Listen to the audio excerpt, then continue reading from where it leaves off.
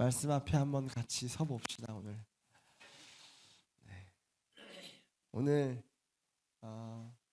여러분 어떻게 들으시냐에 따라 다를 텐데 여러분들이 진지하게 들으시면 무겁고 불편한 말씀이 될 거예요.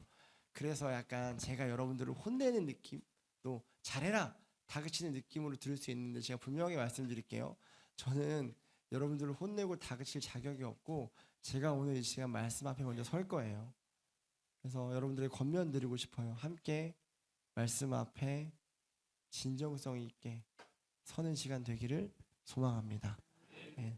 오늘 하나님께서 우리 예배하는 교회에게 주시는 말씀은 민수기 9장 15절에서 23절까지의 말씀입니다. 물 감사합니다. 민수기 9장 15절에서 23절까지의 말씀.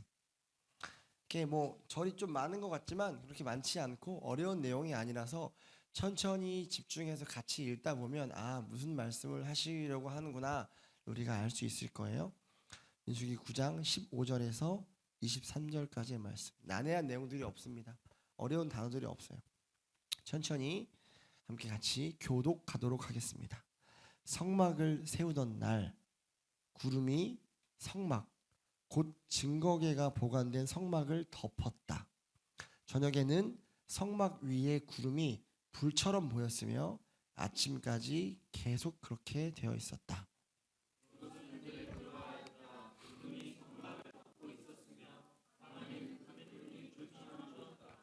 구름이 성막 위로 거쳐 올라갈 때면 이스라엘 자손은 그것을 보고 난 다음에 길을 떠났고, 구름이 내려와 머물면 이스라엘 자손은 바로 그 자리에 진을 쳤다.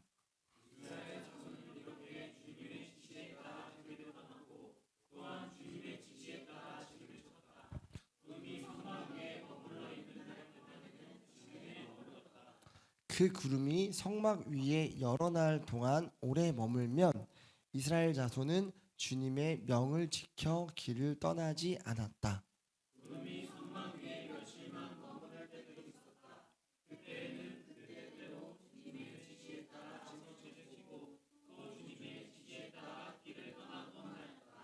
구름이 저녁부터 아침까지만 머물러 있을 때도 있었다.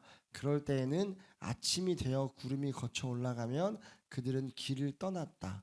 낮이든지 밤이든지 구름만 거쳐 올라가면 그들은 길을 떠났다.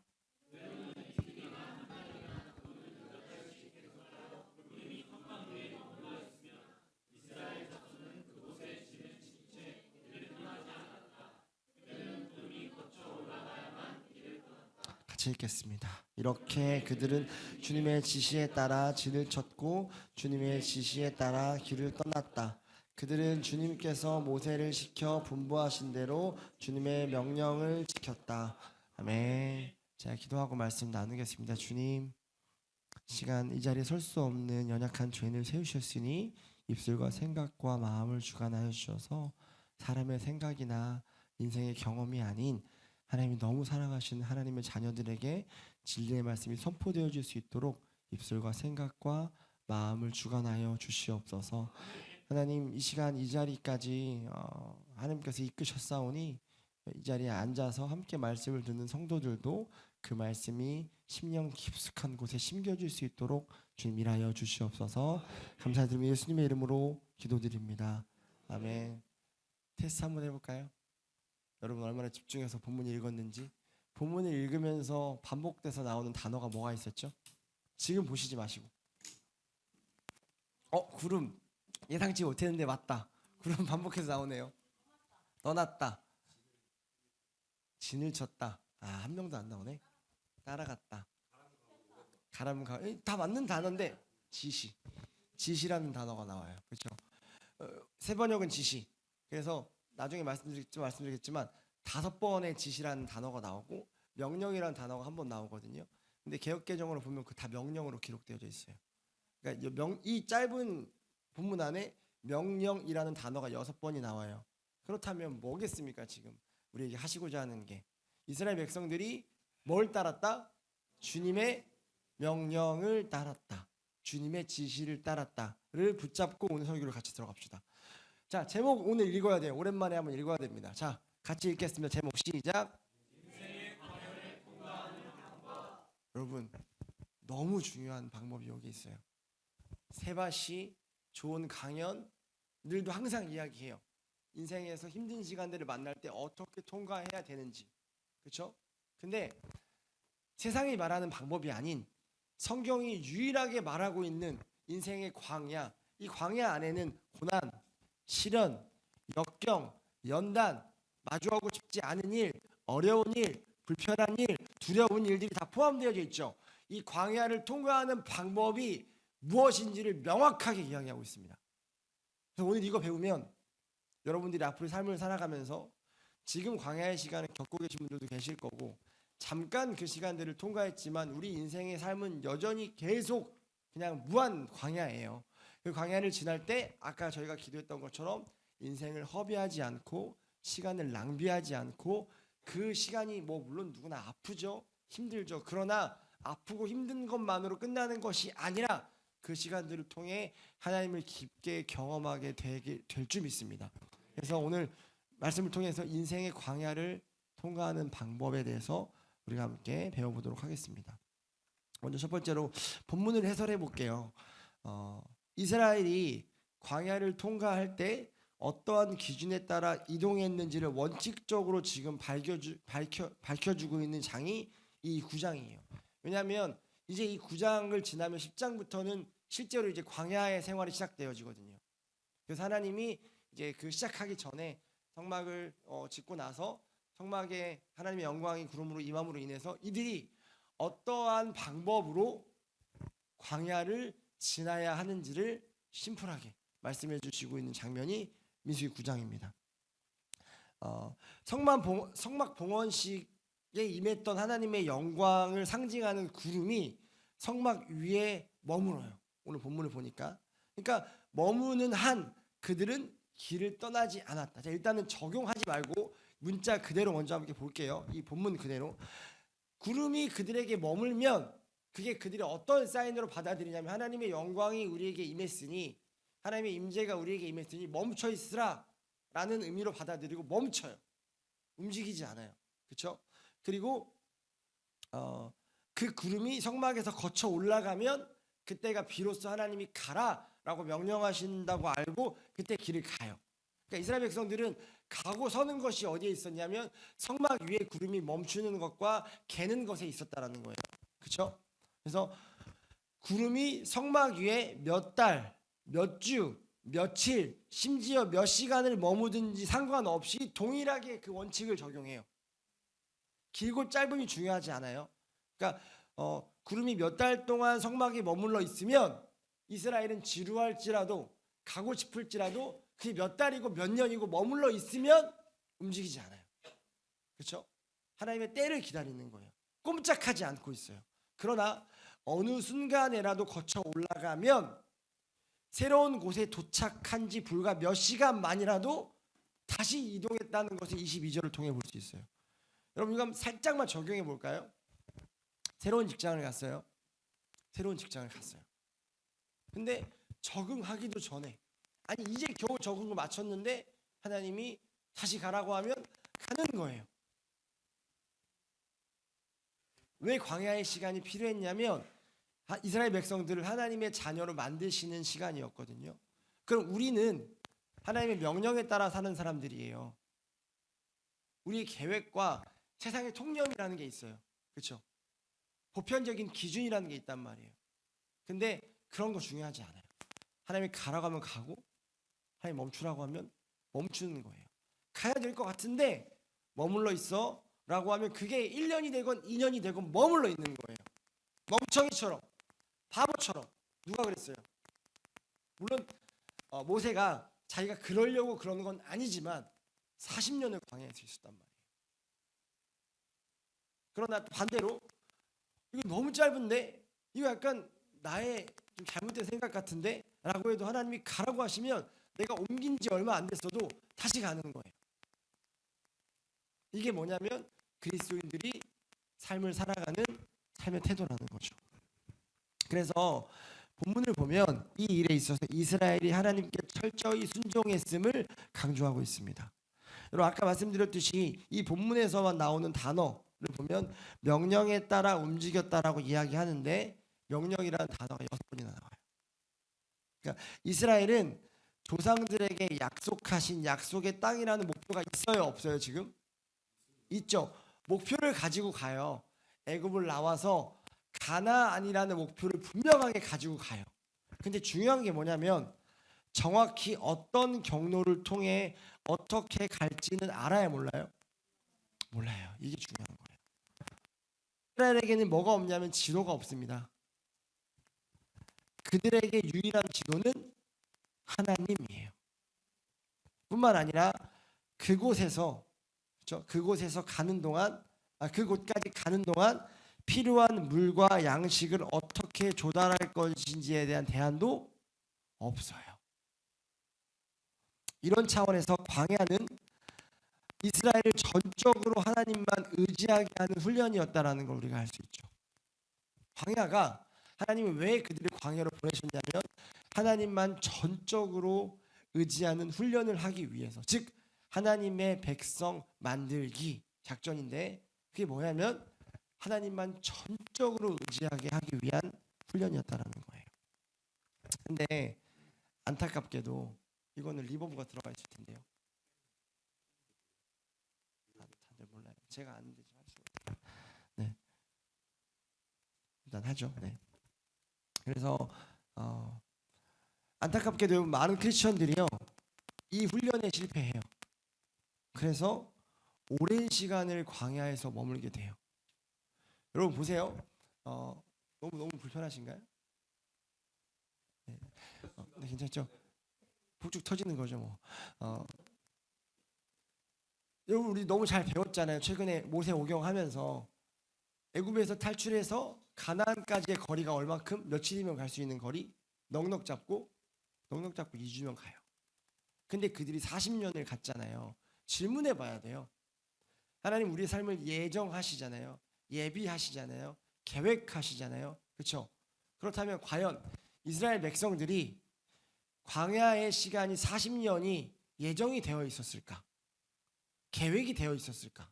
그렇다면 그들은 아무리 잘했고 아무리 하나님의 말씀에 순종했어도 40년이라는 시간은 바뀌지 않았을 것인가를 질문해 봐야 돼요.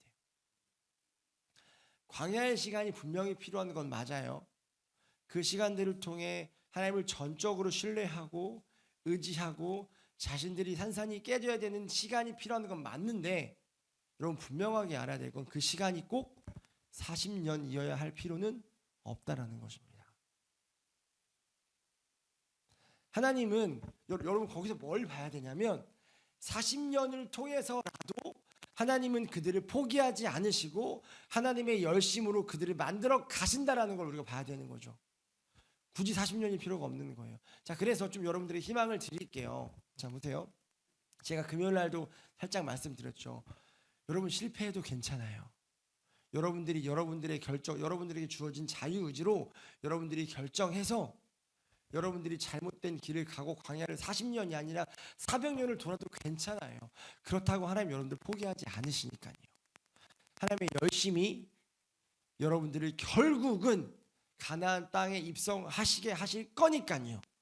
근데 중요한 건 지혜로운 자의 삶이 어떤 삶이냐는 거예요.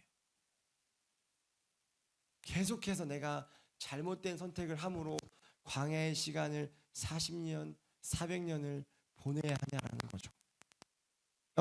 결론적으로는 그 시간이 낭비한 게 아닌 게 되거든요. 왜냐하면 결론적으로는 그 시간들 통해 하나님 만나니까요. 고난의 가장 큰 특징은 시편에서 이야기하듯이 우리가 고난을 통해 주님의 율례를 배우게 되었습니다라고 이야기해요. 결국은 하나님 배울 거예요. 여러분들이 아프지만 결국은 여러분들의 힘이 다 빠지고 하나님만 의지하게 될 거예요. 하나님의 백성들이라면. 근데 그건 결론적인 결과론적인 이야기고 과정에서 보면요. 인생을 허비하고 낭비하시는 것일 수 있다라는 거예요. 저번 주에 목사님 말씀하셨듯이 하나님은 우리가 웃기를 원하세요. 우리가 행복하기를 원하세요. 여러분 광야를 지나면서 웃을 수 있는 상황이 얼마나 되겠습니까? 거기서 행복을 느낄 수 있는 삶이 얼마나 되겠어요? 분명히 예수님은요, 이 땅에 이미 임한 하나님 나라를 가르치셨다고요.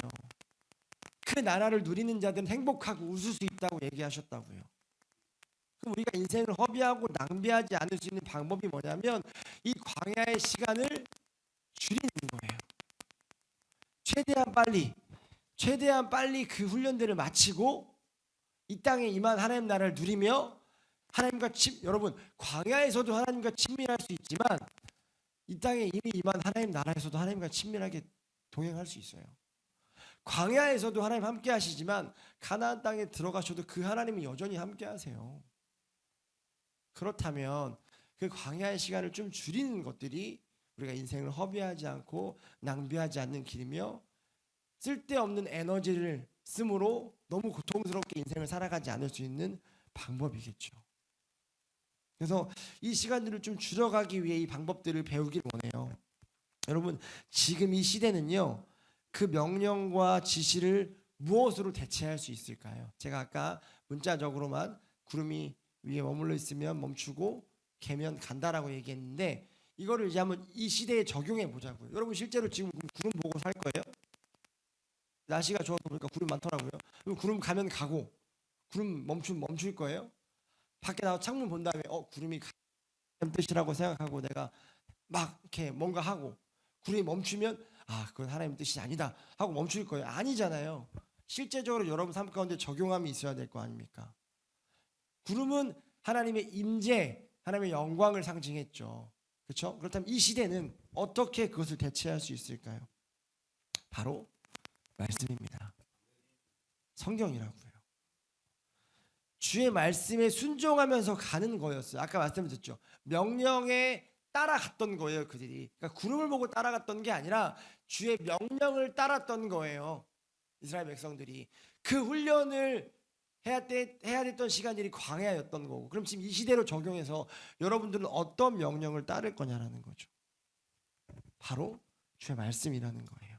근데 중요한 건 뭐냐면 순종해야 되는 건 알겠는데 그 지시를 따라야 되는 건 알겠는데 결단도 되는데 중요한 건 뭐냐면 우리에게 하신 명령이 뭔지를 모른다는 거예요.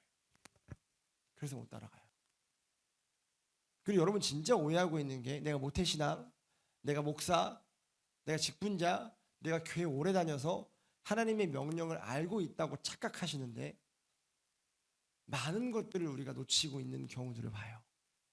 제가 아까 말씀드렸죠. 여러분들에게 혼내기 위함이 아니라 오늘 제가 저에게도 이 말씀을 좀 적용하고 싶어요. 저는 말씀을 전하는 자예요. 저는 매일 말씀을 읽고 저는 매일 말씀과 떨어지지 않는 삶을 살려고 해요. 그래서 내가 오해하고 착각할 때가 있죠. 난 하나님을 안다. 난 하나님의 명령을 안다. 하나님의 뜻을 안다. 근데 어떻게 죄된 인간이 그 크신 하나님의 생각과 계획과 모든 명령을 다 알 수 있겠습니까? 착각이라는 거죠.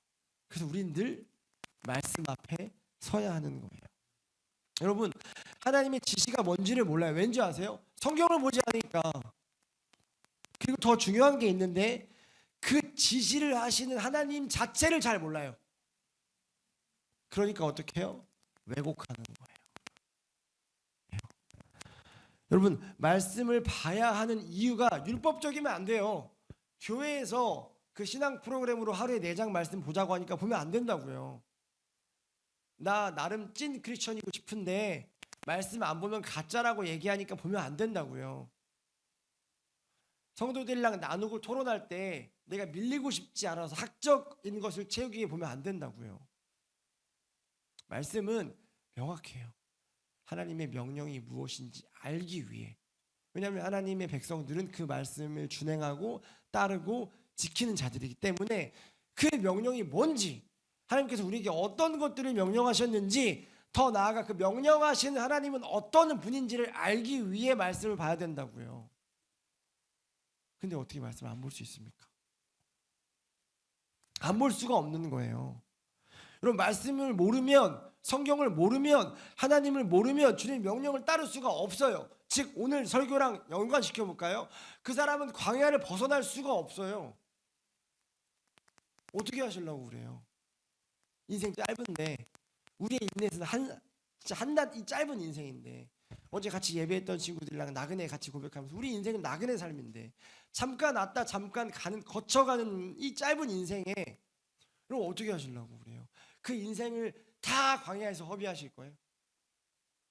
하나님의 명령이 뭔지 몰라서, 하나님의 뜻이 뭔지 몰라서, 그리고 그 명령하신 하나님이 어떤 분인지 몰라서 계속 오해하고.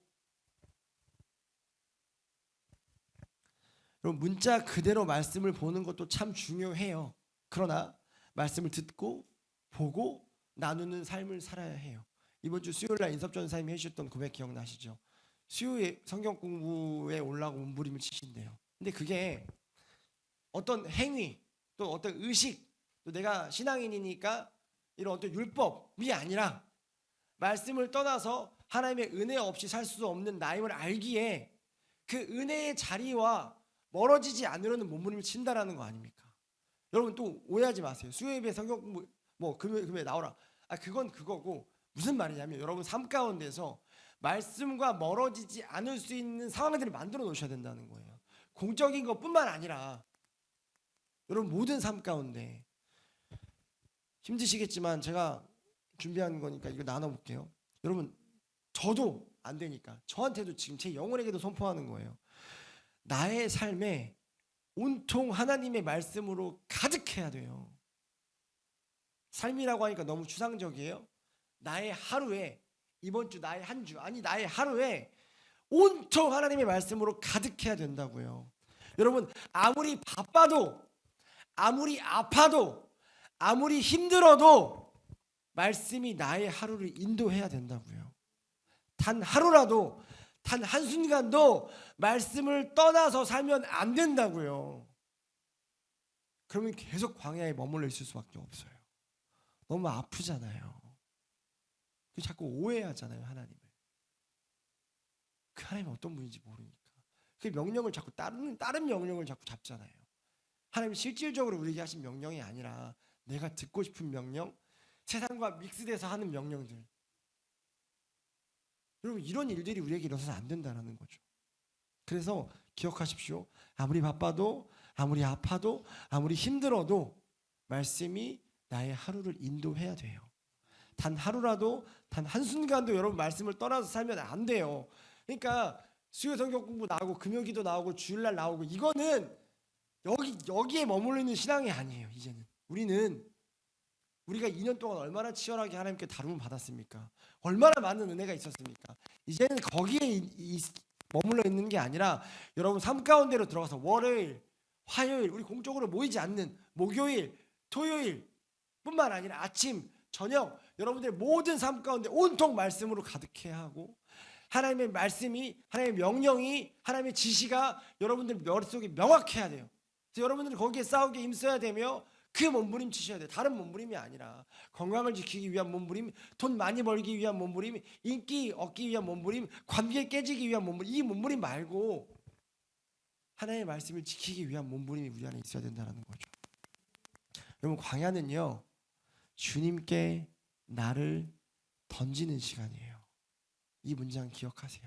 광야는 주님께 나를 던지는 시간입니다. 여러분 우리가 인생의 광야를 지날 때가 있어요. 지금 그 광야를 지나고 계신 분들도 계실 거고 지나오신 분들도 있을 거고 앞으로 어차피 우리는 다 그 광야를 지날 거예요. 근데 보세요.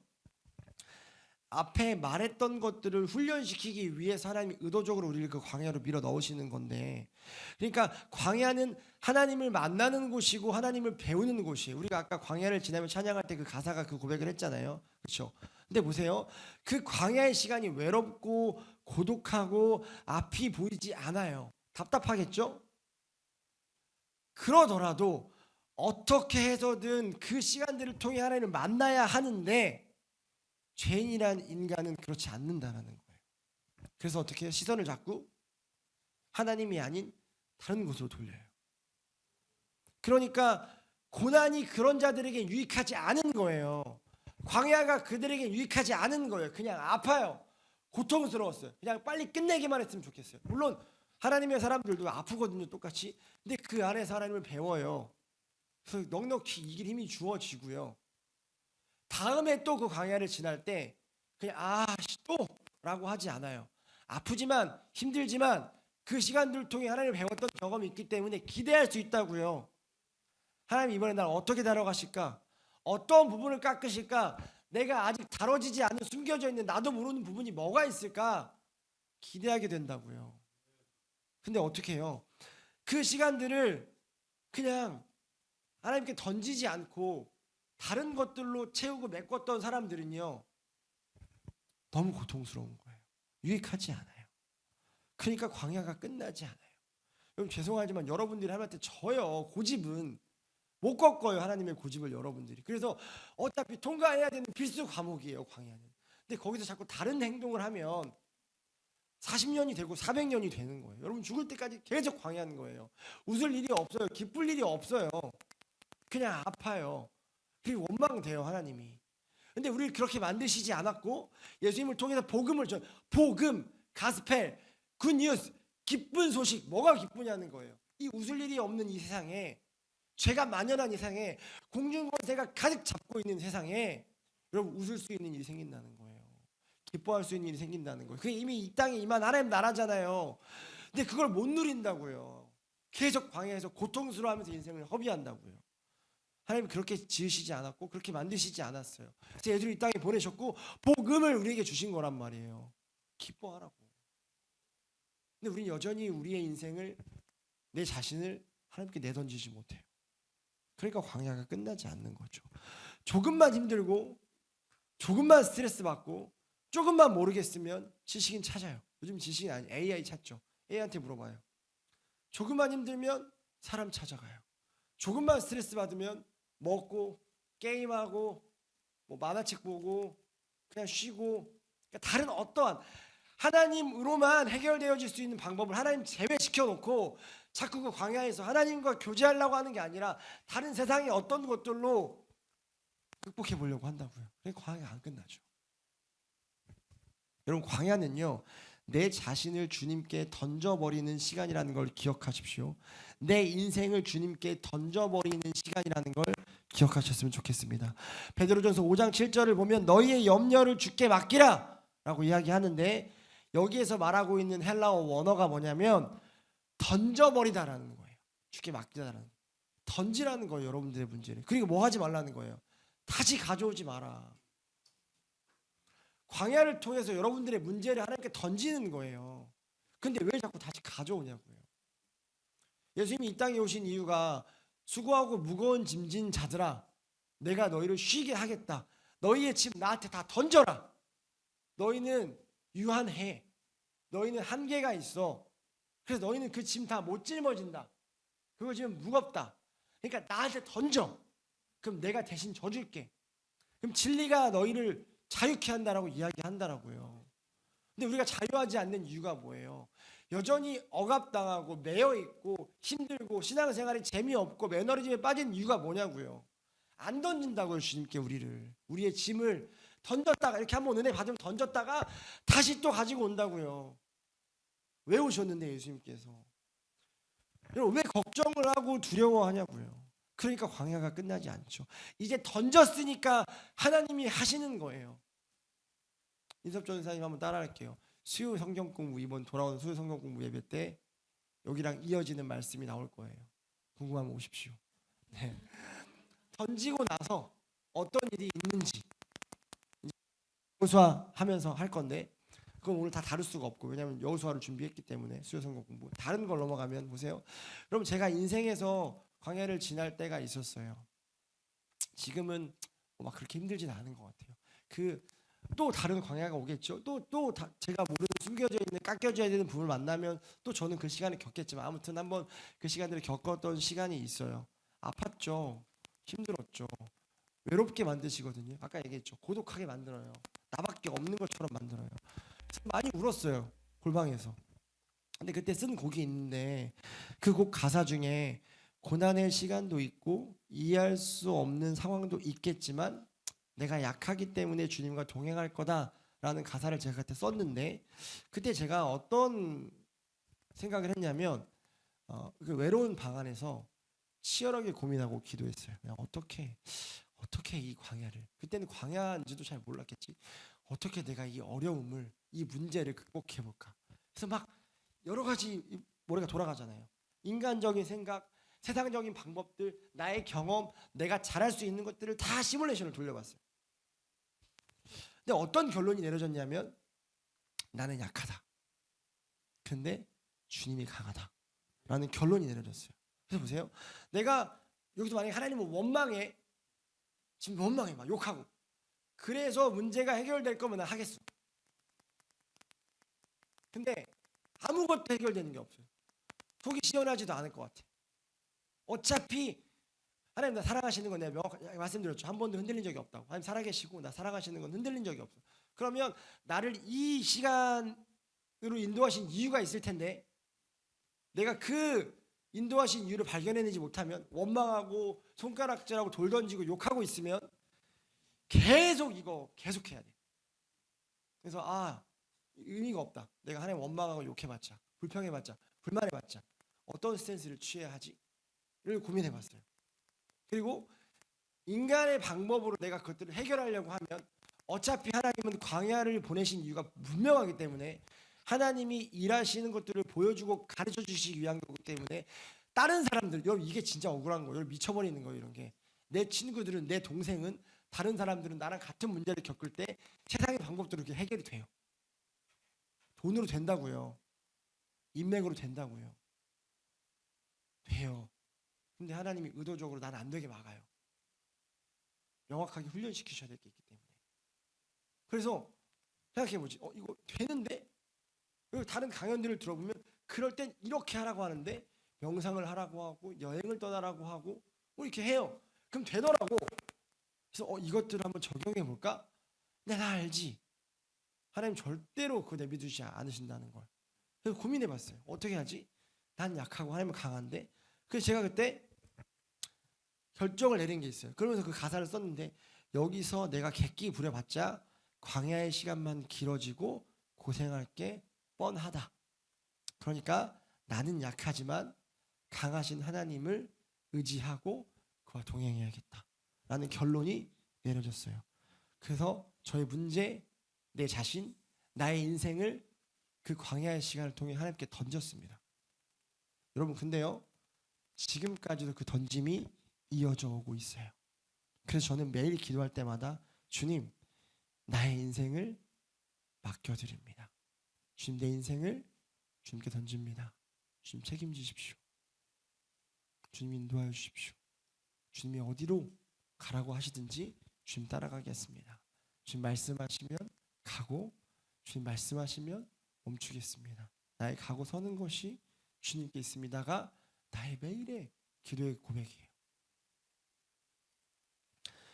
그 시간들을 겪었기 때문에 아까 말씀드렸듯이 또 나에게 깎아줘야 될 부분이 깎일 때나 아프고 또 그 당시에 그 은혜를 잠시 기억 못할 수 있지만 그랬기 때문에 전 너무너무 행복하게 살고 있어요. 이 땅에 이미 임한 하나님 나라를 누리며 살고 있다고요. 기뻐요. 너무너무 감사해요. 그리고 제가 아까 말씀드렸듯이 그냥 하고 여러분 제가 책에서 본 내용을 여러분한테 이야기하는 게 아니라 그래서 저는 광야가 다시 나에게 시작된다 해도 아프겠죠. 사람이니까 저도 겁 많아요. 두려워요. 누가 고통을 좋아해요. 힘들죠. 근데요. 그 감정만 들어오지 않아요. 기대가 된다니까요. 거짓말이 아니라 진짜로 이번에 어떤 거 깎으실까? 어떤 거 만지실까? 또 하나님이 어떤 깊은 은혜를 주실까? 어떻게 하나님 만나게 하실까? 기대가 된다고요. 왜요? 그 고난의 시간, 그 역경과 시련과 연단의 시간, 그 광야의 시간을 말씀을 통해 정확하게 지났기 때문에 그래요. 욥기 23장 10절 말씀. 제가 고등학교 2학년 때 예수님 제대로 인격적으로 만나고 처음으로 외웠던 말씀 제가 몇 번 말씀드렸죠. 이사야 41장 10절. 두려워 말라 내가 너와 함께함이니라 놀라지 말라 나 내 하나님이 됨이니라 내가 널 굳세게 하고 나의 의로운 오른손 너를 도울게. 되게 든든했거든요. 되게 힘이 됐거든요. 그 다음에 두 번째로 암송했던 말씀이 욥기 23장 10절 말씀이에요. 요즘 좀 안 그런데 얼마 전까지만 해도 제가 예수님 믿고 나서부터 요즘 안 그런다고 앞으로 안 그럴 거라는 마음 없어요. 잠깐 안 그런 것 같아요. 계속 저의 삶은 고난의 연속이었어요. 계속 광야였고 계속 연단이었어요. 왜 이렇게 깎여야 될 게 많은지, 왜 이렇게 다뤄줘야 될 게 많은지 참 힘들었어요. 근데 그때마다 붙들고 기도했던 말씀이 23장 10절 말씀이에요. 그러나 나의 가는 길을 오직 그가 아시나니 그가 나를 단련하신 후에는 내가 정금같이 나오게 되리라. 하나님 나를 단련하시는 이유는 나를 정금으로 만들어 가시는 과정이다. 정금 대단한 거 아닙니다. 정금이라고 하니까 뭐 또 대단한 거 아니요. 정금은 하나님의 자녀예요. 하나님의 자녀로 만들어 가시기 위해 나를 훈련하시고 연단하신다라는 것을 분명하게 알았기 때문에 그 시간들을 버틸 수 있었어요. 여러분, 정금이 되기 위해서는 어떤 작업이 일어나는지 아시죠? 불순물을 제거하잖아요. 그렇죠? 잘 보세요. 나의 불순물을 제거하신단 말이에요. 깎여야 될 것들을 깎으시고 만져야 될 분들을 만지시고 다뤄야 될 분들을 다루신단 말이에요. 정금을 만들기 위해서. 근데 보세요. 그래서 광야를 지나가게 하는데 자꾸 여러분들이 거기다 불순물을 끼워 얹으면 어떻게 할 거냐는 거예요. 그 불순물이 제거가 되어져야 되는 시간이 광야라고요. 근데 자꾸 다른 불순물을 끼워 얹으면 어떻게 하냐고요. 기간만 길어지는 거지. 저럼 40년의 광야를 돌려고 하냐고요. 2주면 갈 거리를. 2주여도 누군가는 제대로 광야를 통해 다름 받아서 가는 사람들이 있다고요. 우리 교회는 이제 이 정말 하지 않아도 되는, 받지 않아도 되는 고통, 더 이상 길게 있어야 되지 않는 광야의 생활을 좀 청산했으면 좋겠어요. 그리고 가나안에서 주시는 그 은혜를 누리는 우리가 되었으면 좋겠습니다. 하나 더 기억하세요. 세 번째, 광야는요 여러분 기다리는 시간이에요. 어제 너무 놀랐어요. 성희 목사님이 동생 교수님 글을 보내주셨는데 진짜 비슷한 부분이 너무 많아가지고 난 일부러 내가 베끼는 것 같은 느낌이 들어서 거기서 쓴 몇 개 뺐어. 내가 빼도 충분하니까. 아니 왜냐면 사실 좀 뻔하긴 하거든요. 기다림이라고 할 때 거기서 쓰는 인용들이 뻔하긴 한데 너무 겹치니까 내가 베낀 느낌 들까 봐 뺐어요. 누나가 먼저 올려가지고 하루만 늦게 올리지. 그럼 내가 먼저 하고 거기서 베끼는 게 될 수 있었는데 제가 뺐는데 광야를 기다리는 시간이에요. 광야는 기다리는 시간인데 보세요 여러분. 광야가 왜 힘드냐면요. 우리랑 체질적으로 가장 안 맞는, 우리가 가장 못하는 것을 해야 되기 때문에 그래요. 그게 뭐냐면 기다리는 거예요. 다뤄지는 시간인데 어떻게 다뤄주시냐면 기다리게 하세요. 여러분 저는요 제가 얼마 전에 인섭 형이랑 성님들랑 나눴는데 막 엄청 웃더라고요. 나 진지하게 내 자신을 내가 고찰했거든요. 나는 아파트 못 살아요. 왜 못 사는 줄 알아요? 엘베를 기다릴 수가 없어요. 저 집 3층인데 한번 이렇게 엘베가 나를 지나쳐서 올라갔거든요. 너무 화가 나고 너무 마음이 조급하고 심장이 쿵쾅쿵쾅 뛰어요. 그래서 난 그걸 기다리는 시간을 기다릴 수 없어서 계단으로 내려가는 사람이에요. 내가 도저히 상상할 수 없는 게 뭐냐. 아파트 살면 지하 주차장을 내려가고 주차장이 이게 나는 상상해. 지금까지 결혼하고 살아왔던, 결혼하기 전에도 내가 살아왔던 거 보니까 주차장은 항상 집 문 앞에 있었어야 됐어요. 담벼락에. 나는 그렇게 성격이 급한 사람이에요. 그래서 아파트는 절대 때려 죽여도 못 살겠다. 근데 여러분 이게 제가 생각해 봤거든요. 장점과 단점이 있고 인간적인 부분과 영적인 부분이 있어요. 인간적으로는 실제로 성격이 급해요. 근데 영적으로는 좀 좋은 건데 제가 정말 시간을 허비하지 않기 위해 살아요. 정말 하루를 꽉꽉 채워서 살아요. 그래서 그 쓸데없는 시간이 너무 아까워요. 이거보다 사실은 제가 너무 조급하고 기다리지 못해요.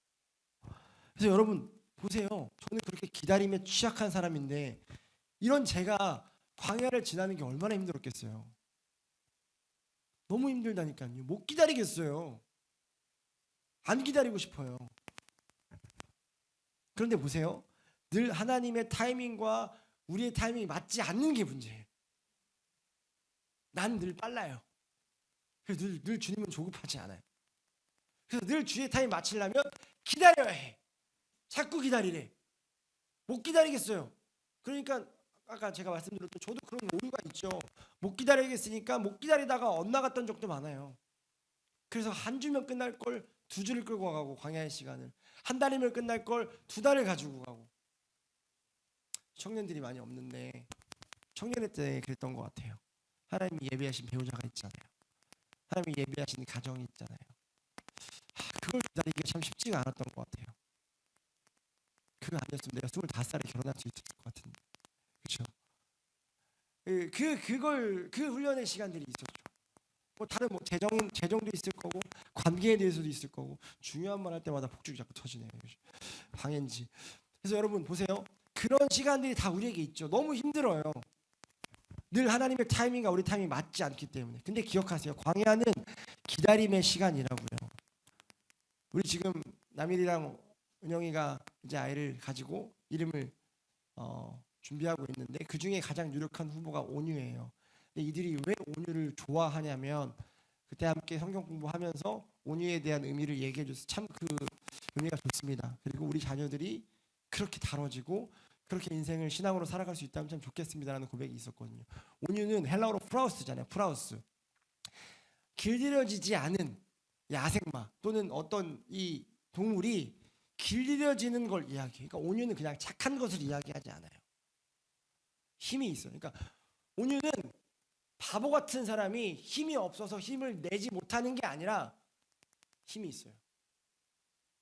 그럼에도 불구하고 다스려지고 컨트롤이 되어져서 마치 잘 훈련된 야생마를 이야기하듯이 그게 딱 컨트롤된 걸 이야기하거든요. 여러분 그러니까 보세요.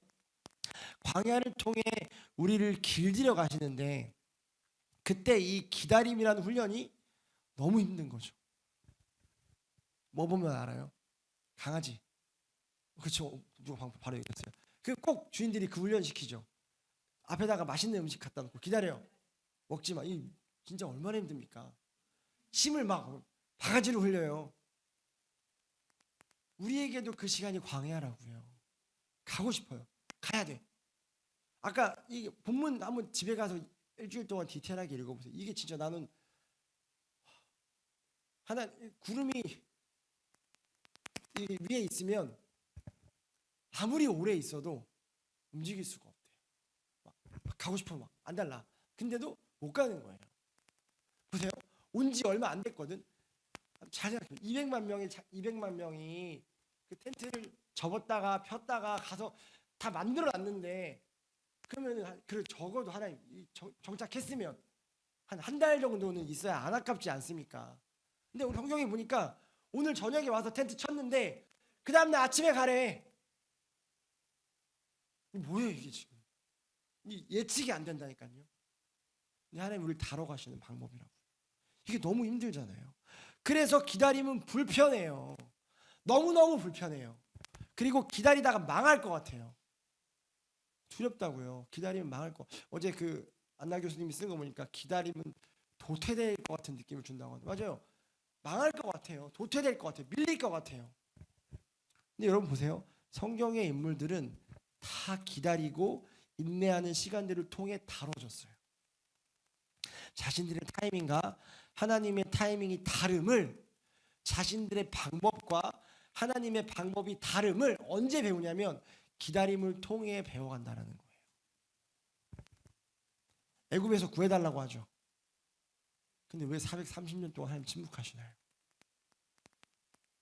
이거 어떻게 해석하실 거예요?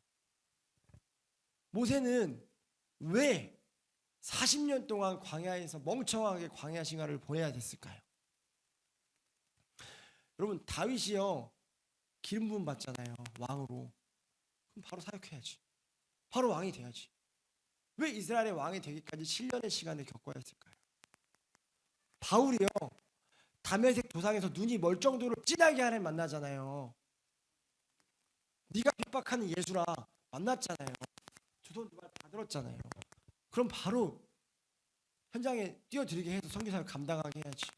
왜 텀을 두시냐고요. 왜 모든 성경의 인물들에게 다 기다림이 있냐고요. 오케이 이런 거 다 이해하겠어. 사람이니까.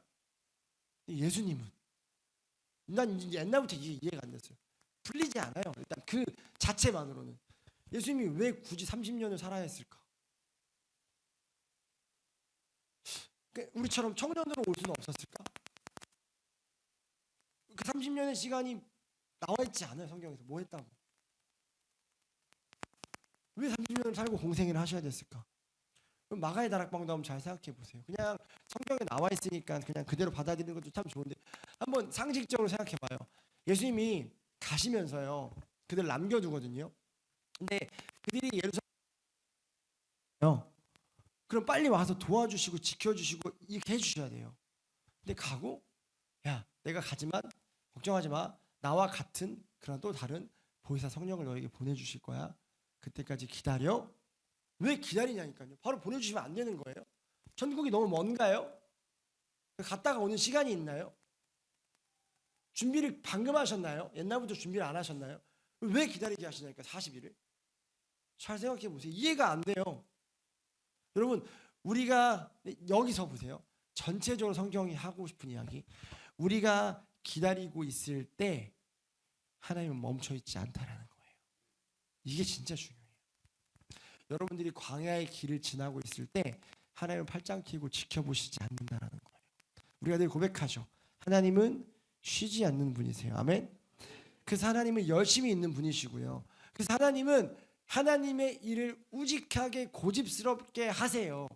하나님은 분명히 성경에서 뭐라고 얘기하죠? 졸지도 주무시지도 않으시는 분이시래요. 하나님은 단 한 번도 쉬신 적이 없으시대요. 여러분들이 하나님 지금 쉬고 계시나? 라고 느끼는 순간에도 하나님 지금 뭐 하시지? 라고 느끼는 순간에도 하나님 지금 잠깐 나에게서 시선을 돌리셨나? 라고 느끼는 순간에도 단 하나님은 한 번도 쉰 적도 없으시고 여러분들에게서 눈을 뗀 적도 없으시고 여러분 부모가 되어보면 알잖아요. 부모가 되면 자녀에게 시선을 떼지 않아요. 근데 또 느끼는 게 있죠. 우리는 하나님이 아니라서 시선이 떼져요. 거기서 일단 배우죠. 아, 부모란 자녀에게서 시선을 떼지 않는 거구나. 를 배워요. 근데 우리는 안 되거든요. 인간이니까. 하나님이잖아요. 된다고요, 그게. 시선을 떼지 않아요. 하나님 멈추시지 않아요. 그래서 우리가 이 시간에 뭘 기억해야 되냐면 하나님은 하나님의 때를 기다리고 계시는 거예요. 그 하나님의 때가 우리에게 가장 최선의 때라고요. 그렇게 우리가 기다릴 수 있는 줄 믿습니다. 네 번째, 광야는 그래서 주님을 기억하는 시간입니다. 시편 63편 6절에 보면 다윗이 침상에서 주를 기억했대요. 다윗 삶 말할 것도 없이 너무너무 처참했고 너무너무 힘들었고 초반에나 좀 괜찮았지 뒤에 계속 광야의 시간이에요. 아니다, 초반에도 또 중간에 광야의 시간이 있고 불려질 때도부터가 광야였죠. 그게 하나님의 사람이에요. 하나님 마음에 합한 사람. 보세요. 최고의 칭찬이 맞죠. 하나님 마음에 합한 사람. 그러면 엘리트 학교 나와야 돼요. 그 엘리트 학교가 뭐예요? 광야잖아요. 광야. 광야가 없이 하나님 마음에 합한 사람이 어떻게 돼요? 그렇죠? 그의 삶이 계속 광야였다고요. 그러니까 다윗이 63편 6절에 무슨 기도를 하냐면 주님 내가 침상에서도 주를 기억한대요. 뭘 기억해요? 주님이 나의 도움이 되셨음을. 우리 이번 수요 성경 공부 때도 나눴죠. 신명기를 어떻게 건강하게 볼 수 있냐? 그렇죠? 모세의 세 편의 고별 설교로 보면 건강하게 볼 수 있다. 첫 번째 설교가 뭐다? 이전 일들을 기억해라. 이 오늘 찬양했던 보라새일의 그 이전 일들을 기억지 말며랑 다른 거예요. 그건 죄였던 묶여 있었던 우리의 이전 일을 기억하지 말며고 여기 이전 일은 이전에 하나님이 너희에게 어떻게 행하셨는지 하나님이 어떤 분인지를 기억하라는 거예요. 그렇죠? 그래서 여러분 광야는 어떤 시간이냐면 주님을 기억하면서 가는 시간이에요. 지금까지 주님께서 내 삶을 어떻게 이끄셨는지 나에게 어떤 도움을 주셨는지. 그러니까 광야를 잘 통과하는 방법 중에 하나가 여러분 지금 여기까지 여러분들이 왔다고 생각하지만 아니에요. 오늘 이 예배도 여러분들의 의지로 나오셨다고 생각하지만 아니라고요. 어떻게 우리를 이끌어 오셨는지를 기억하시는 여러분 되셨으면 좋겠습니다. 말씀을 정리하면서 광야는 주님께 나를 던지는 시간입니다. 아멘. 광야는 기다리는 시간입니다. 아멘. 광야는 주님을 기억하는 시간입니다. 이로 인해 여러분들이 광야를 잘 통과할 수 있게 되기를 소망합니다. 반주해 주세요. 말씀 마무리합니다. 오랜만에 3대지 설교했죠.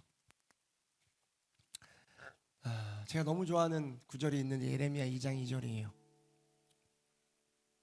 하나님께서 타락하고 하나님과 멀어진 이스라엘 백성들에게 다시 좀 돌아와라 또 이전에 우리 참 좋았잖아 를 얘기하세요. 그러면서 하나님이 어떤 표현을 쓰시냐면 신혼의 때라는 표현을 쓰세요. 너 그때 기억하니? 신혼의 때. 너무 달콤하죠. 그 딱 앞에 신혼의 때까지만 보면. 근데 한 번 더 정확하게 기억할 수 있게 꺼내주시거든요. 너 그때 기억해? 이스라엘아, 그 신혼의 때 하면서 그 광야의 때라고 이야기하세요. 그러니까 하나님은 광야를 신혼의 때로 기억하고 계신다는 거예요. 전 이게 참 막 너무 좋아요. 왜냐하면 우리가 다 광야를 겪으니까 너무 아프고 힘든데 하나님은 그때를 어떻게 기억하시냐면 되게 아름답게, 되게 행복하게, 되게 멋있게 기억하고 계신다는 거예요. 왜냐하면 하나님 마음 이거예요. 지금 왜 그 예레미야 2장 2절에서 이제 하나님을 따르지 않아요. 하나님의 명령을 지키지 않아요. 하나님께 순종하지 않아요. 이미 가나안 땅에 들어와서 시간이 오래되면서 왕정 시대가 거듭되면서 자기들의 것들이 확고해졌어요. 유월절 안 지키고요, 희년 없고요, 말씀 읽지 않아요. 나중에 요시야 왕 그때 알죠? 교회 한쪽 구석에서 두루마리 발견해요. 말씀 읽지 않아요. 안식을 지키지 않아요. 제대로. 그러니까 뭐 지들 마음대로 살았어요. 그러니까 하나님 그때를 회상하는 거예요. 그때 혹시 기억하니? 우리 그때 너무 좋았는데 신혼의 때 있잖아, 광야. 근데 광야 우리가 알잖아요. 지금 어떻게 이스라엘 백성들이 광야를 지났는지. 불평하고 원망하고 이집트에 매장지가 없어서 우리를 여기까지 나오겠냐, 다시 돌려보내라. 근데 그때가 좋았대요. 하나님이 그때가. 왜요? 오늘 본문 지금 광야를 딱 시작하기 전에 민수기 9장을 통해 하나님 그들을 훈련시켰고 실제로 이스라엘 백성들이 어떤 스탠스를 취하는지를 우리가 봤잖아요. 자, 뭐가 좋았냐면 하나님이 사랑하는 내 아들아, 사랑하는 내 딸아, 나 그때 참 좋았다. 내가 가라고 하면 가고, 내가 멈추라 하면 멈추고, 내가 주면 먹고, 내가 안 주면 굶고, 나를 바라봤던 시기, 나에게서 시선이 떨어지지 않아서 너의 모든 행동이 나로 인해서 결정되었던 그때가 난 참 좋았다 라고 말씀하시는 거예요. 여러분들도 그런 시기가 있지 않으세요? 있었지 않으세요? 우리 교회는 과거형 별로 안 좋아하니까 지금이어야 되고 그 시기가 있잖아요. 하나님 오늘 여러분들에게 말씀하시고 싶으신 거예요. 사랑하는 내 아들아, 사랑하는 내 딸아, 너 그때 기억하니? 나 그때 참 좋았다 너랑. 마치 신혼의 때처럼. 너 그때 내가 안 주면 안 먹었잖아. 내가 주면 먹었잖아. 네가 아무리 가고 싶어도 내가 가지 말라면 안 갔잖아. 네가 아무리 가기 싫어도 내가 가라고 하면 이 약물고 무섭고 두렵지만 벌벌 떨면서 그 길 갔잖아. 여러분, 용기는요 두려움이 없는 게 용기가 아니에요. 오해하지 마세요. 용기는요 두렵지만 그럼에도 발걸음을 떼는 거예요. 주님 가신 길, 좁은 길, 십자가의 길은요 용기 없이 못 가요. 두렵다고요. 쉽지 않아요. 만만치 않아요. 예수 믿는 건 제가 늘 말씀드리죠, 절대로 쉽지 않아요. 신앙생활하는 거, 믿음의 싸움하는 거 절대로 쉽지 않아요. 그래서 오늘 다음 세대를 위해 기도하는데 눈물밖에 안 나요. 우리 자녀들이 할 그 믿음의 싸움에 대해서 눈물밖에 안 나요. 걔네 대체 어떻게 그걸 싸울 수 있을까? 걔네가 우리도 이렇게 힘든데. 그래서 기도하자고 했어요. 우리 이제야 30 먹고 40 먹고 이제야 좀 되는데 우리가 기도할 테니까 어렸을 때부터 걔네에게 그런 믿음과 그 실력이 좀 있게 해달라고. 너무 힘들잖아요. 너무 어렵잖아요. 쉽지 않다고요. 근데 하나님 우리와 함께 하신다고요. 또 강야가 왜 우리에게 필요하냐면 하나님이 우리와 함께 하시는 것들을 우리가 정말 깊이 느낄 수 있기 때문에 그래요. 그러니까 오늘 설교를 통해 아셔야 돼요. 하나님이 우리와 어떤 관계를 이루고 싶어 하시는지. 하나님은 명령하시고 우리는 그 명령을 따르는 관계를 원하세요. 기뻐하시고요. 그게 하나님과 우리와의 가장 아름다운 관계라고요. 여러분, 구약을 보면요, 하나님께서 하나님의 사람들에게 약속한 한 가지가 있거든요. 뭘까요? 구약에 나와 있는 성경의 인물들에게 이 약속하세요. 한 가지 약속. 뭔지 아세요? 내가 너와 항상 함께 할 것이다. 아멘. 아브라함에게 약속하셨고, 모세에게 약속하셨고, 우리 다음 주 여호수아 들어갈 건데 여호수아한테도요. 여호수아가 벌벌벌 떨고 있거든요. 앞에 리더가 모세였어요. 엄청난 기적들을 일으켰어요. 과 여호수아가 대체 이번 주 집사 교육 받는데 은영이가 막 마음이 무거워졌어요. 왜냐하면 제가 이런 얘기를 했거든요. 목회자가 하는 역할들을 너네가 이제 함께 감당해야 된다. 당연히 내가 지금 그걸 할 수 있을까? 라는 생각이 들 수 있죠. 여러분, 여호수아도 마찬가지로 모세가 했던 걸 내가 두렵죠. 떨리죠. 그때 말씀해 주세요. 두려워하지 마. 담대해. 내가 내 종 모세와 함께 했던 것 같이 너와 함께 할 거야. 성경의 모든 하나님의 인물들에게 동일하게 약속했어요. 내가 너희와 함께 할게. 기드온에게도 그 약속하셨고 다윗에게도 그 약속하셨어요. 여러분, 구약에만 있나요? 신약으로 와서요, 성령을 보내주시면서 약속하죠.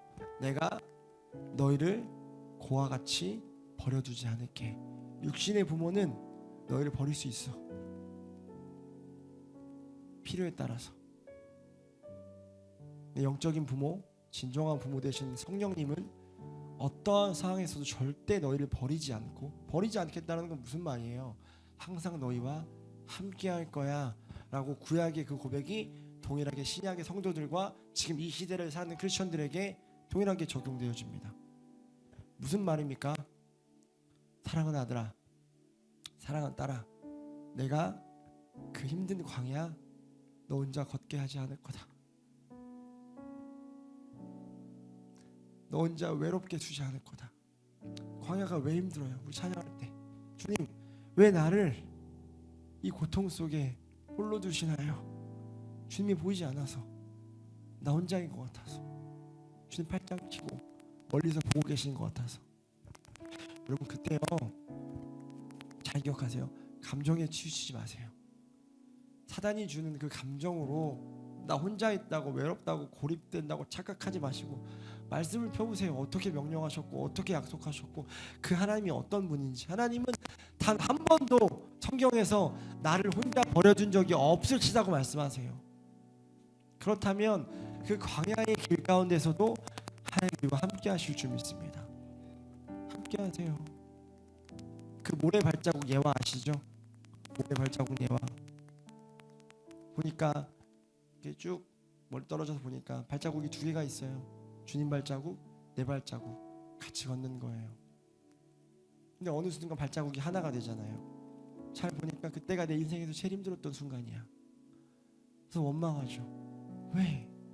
그때는 왜 날 혼자 두셨냐고 말씀하시잖아요. 난 널 혼자 버려둔 적이 없다. 내가 너와 항상 함께했고 함께하지 않은 순간이 없다. 그 발자국은 너를 업고 가는 나의 발자국이었다.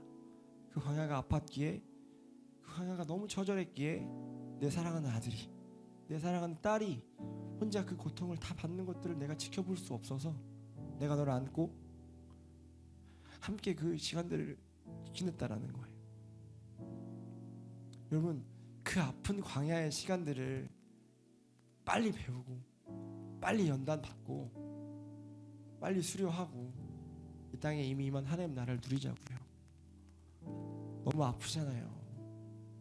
그리고 여러분, 지금까지 아팠던 그 시간들 하나님께서 함께 하셨습니다. 꼭 기억하셨으면 좋겠고, 그리고 지금 평안한 삶을 살고 있는 사람들도 여러분이 죽을 때까지 계속 광야의 시간들이 있어요. 계속 다뤄져야 하고 계속 깎여야 해요. 성경이 이야기하죠. 섰다고 생각하는 사람들 조심해라. 그러다 바로 넘어진다.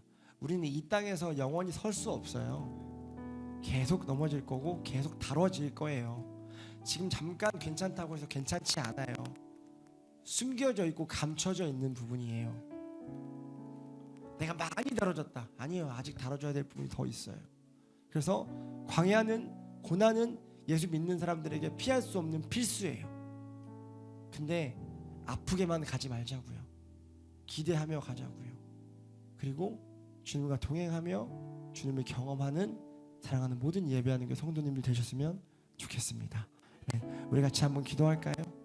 기도할 때 이 광야를 지나고 계신 분들이 계시다면 하나님, 이 광야를 통해 주님 배우게 해주십시오. 주님 기억하게 하시고 주님께 나를 던질 수 있게 하여 주십시오.